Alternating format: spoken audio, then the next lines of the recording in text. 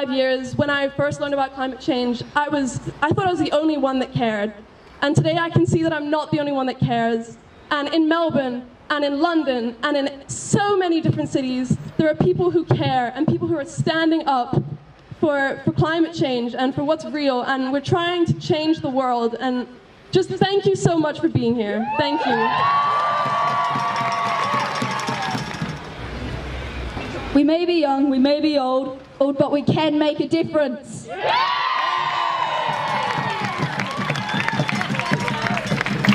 Hi, my name is Molly and I'm 11. Today I'm here for the same reason as all of you. We are all here to try and spread the message to people in the government that global warming is a real problem. As I wrote this speech, I thought about why we were put on this planet. Was it to love someone, to worship someone, to create something? I don't know, but what I do know is that we are definitely not on this planet to destroy it.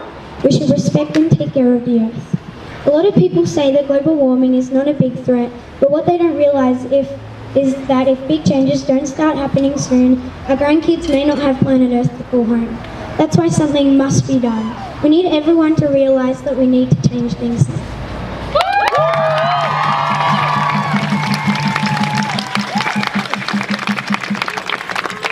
Hi, my name is Claire and I'm 14. Yesterday I was looking through Instagram as usual and I saw a tweet. It said, "When your leaders start acting like children and your children start acting like leaders, there is bound to be change." And I think that's true.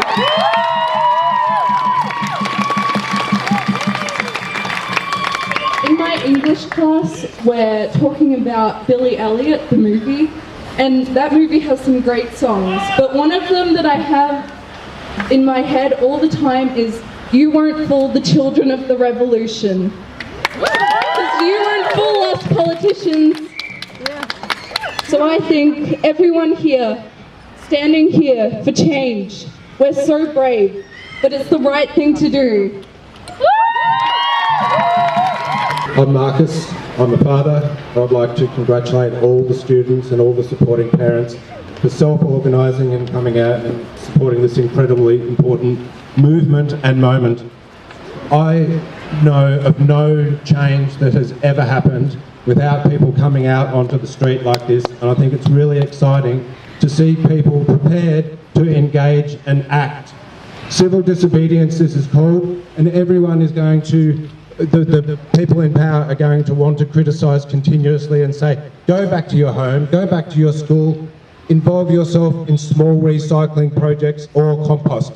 This is a systemic problem we're looking at, where all the money is going in to polluting, mining and destroying our precious environment. So continue to stand up. Stand up for my little ones, stand up for your little ones, and stand up for your generation. I salute you, students. Fight! Go and fight!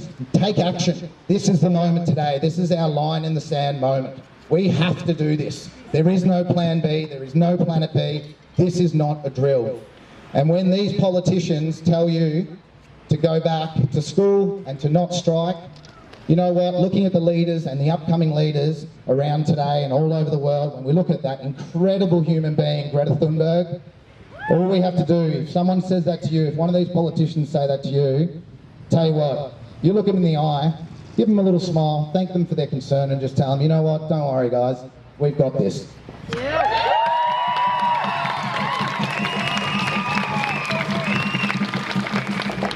Because there is a famous saying by Mahatma Gandhi. I've kind of paraphrased a little bit, so I'm sorry Gandhi, but when the people lead, leaders will follow. First, they might laugh at you. Then they'll be frustrated by you. And then they'll fall silent. But eventually these people that are supposed to be leading our country will follow every one of you because you are the true leaders. Thank you. My name's Heidi. I work for the Resource Smart School program. It is a Victorian program and we work with 80 schools in the South Bowen.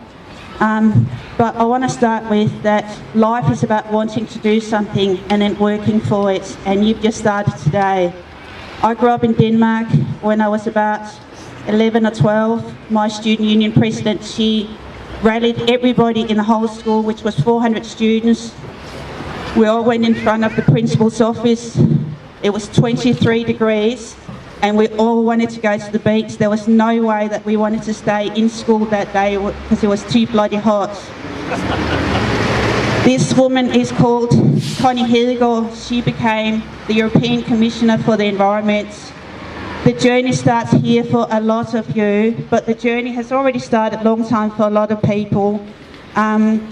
There's 80 schools in the South Bound. There's so much action in terms of schools. Christian College signed up for a Resource Smart School program in January. Belmont High School signed up in 14 days ago. Matthew Flinders signed up in December. Western Heights signed up in December. Tate Street Primary School signed up in January. Already been out there many, many times. Geelong Lutheran College became active again. Clonard College used to be a 5-star school. They want to do that journey again. So much is going on, but it's about you going back to your school saying, what can we do? Because the Department of Education publish numbers, and it all starts with us because we say we don't want Adani. Well, let's make sure that the consumption that Adani wants to supply is actually not being demanded. Because over 50% of all consumption in terms of electricity at schools is used when you are not at school. That is not right. And that's because the convenience hasn't been installed in schools. That is because the process hasn't been installed in schools so that you turn things off when you go home.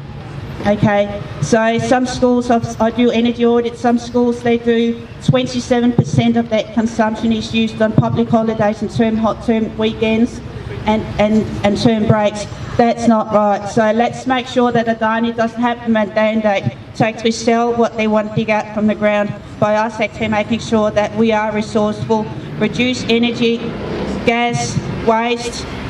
We need to get rid of at least 40% now that everything goes into landfill. Hopefully still is just for a few weeks, but we can do without at least 40% of waste, okay? So it starts with us, it's about what we want to do and then working for it. This is a high impact event across the world. Young people are making a difference. This kind of thing, it will happen more frequently, but this is not enough. You can't just speak on climate action, attend these events.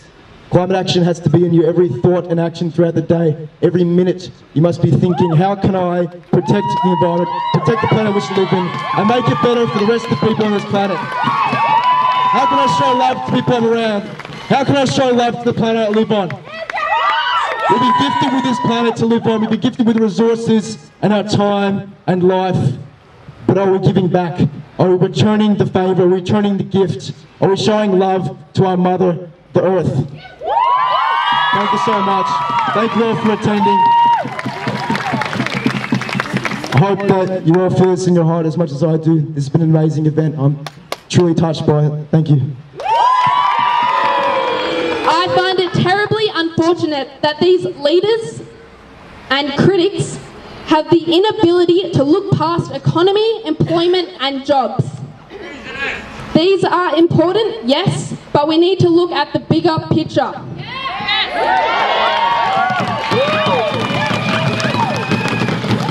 We must actually recognise the crisis us youth are facing now and we will continue to face in the future. And we will do that by forcing them to listen. So thank you everyone so much for being here.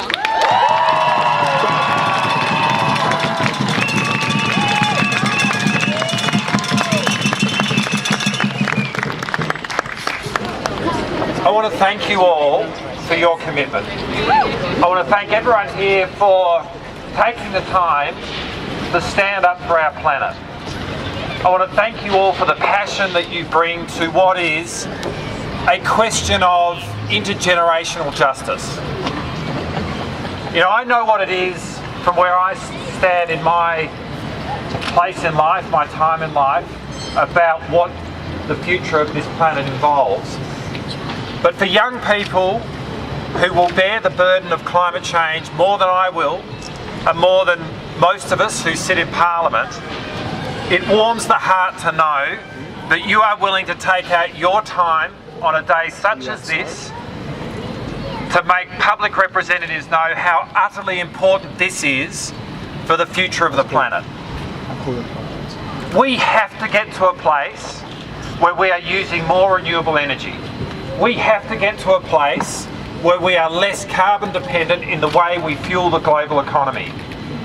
And the thing is, right now, there is really positive change around the world.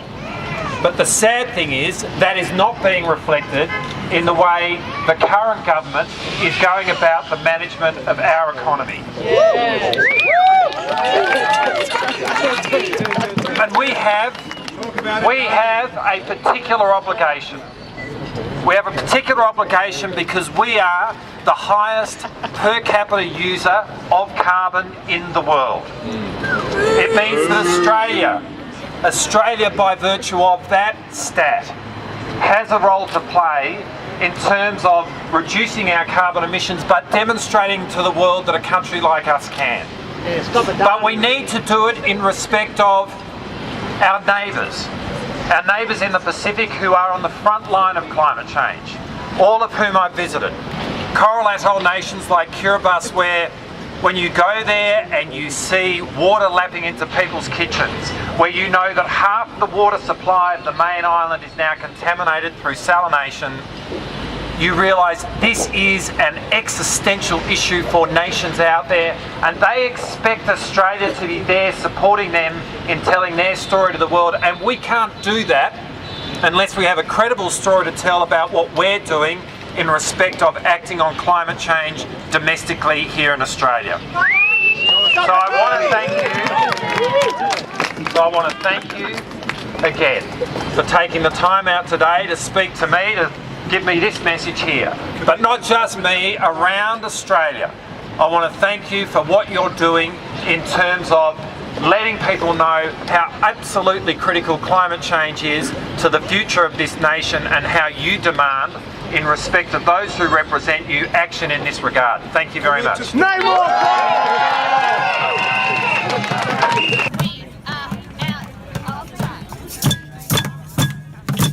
I'm in year 11 and school really means a lot to me, but I'm striking today because I know that our futures depend on climate action. It's scary for a lot of people to think about, but we do have a crisis on our hands. We have very little time to stop the negative effects of climate change, but this doesn't seem to faze our politicians. We are here not because we don't want to go to school or because we want to attack politicians, but to ask them to represent us. We are thinking of our futures, and we're asking them to put us above coal and gas companies and not force us to clean up the mess that they're going to leave us if they don't act now.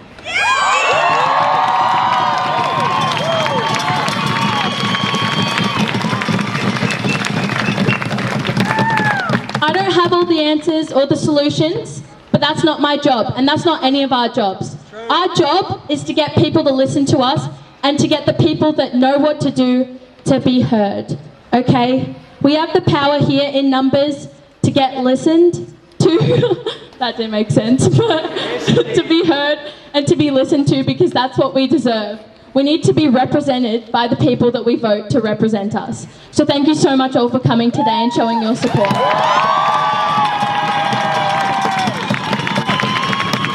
I cried a lot last night, and it was good because it caused me to think about some things. At first it was a really angry cry. I was angry because politicians aren't doing anything, because there are people denying the fact that climate change will affect us in the future. Thank you. And I was angry because there are companies like Equinor and Adani that are trying to take our resources and just ruin the planet more than it is now, more than it needs. Shame, shame. Stop Adani. And then I had another emotion of cry.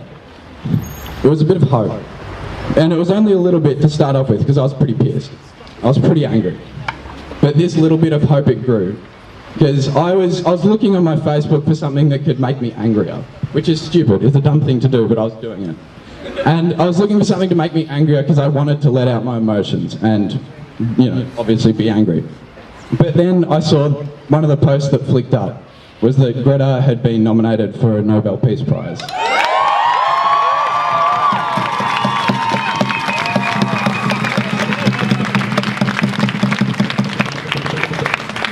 And that gave me hope. It was only a little bit of hope. But once you have a little bit of hope, doesn't matter how small it is, it will outweigh every other bit of anger, every bit of sadness that you have. That hope will take over everything. And then I started to get more hopeful. I saw more things. I saw that this strike here, there were over like 800 people on Facebook interested in it compared to last year's, which was 50. That is hope. That is hope to me.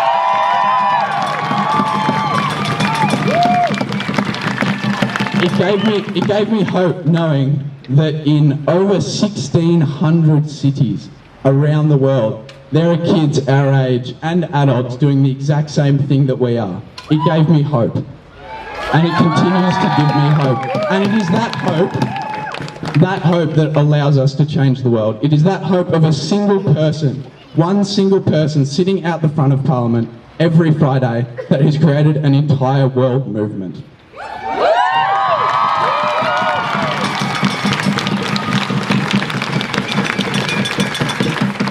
This is not by accident.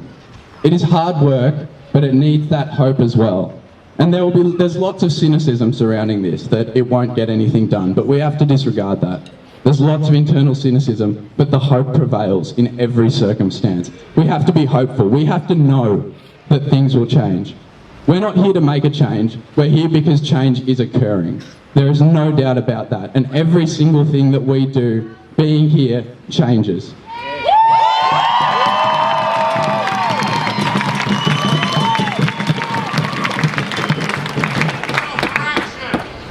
Exactly.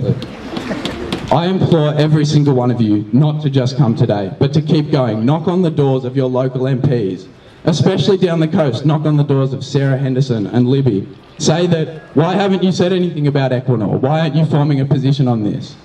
Be angry, but also be hopeful. You must have that hope. And it's that hope that makes us so strong as a group, because we are changing the world. This here is changing the world. This action is changing the world. It's too late for pollies to say no. They know deep down in their hearts that what we are doing is unstoppable. They can't change it. We are the change. Thank you.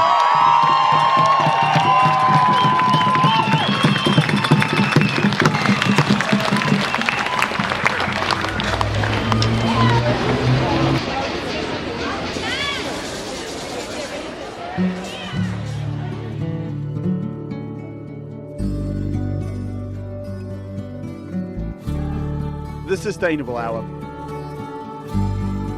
For a green, clean, sustainable Geelong. The Sustainable Hour.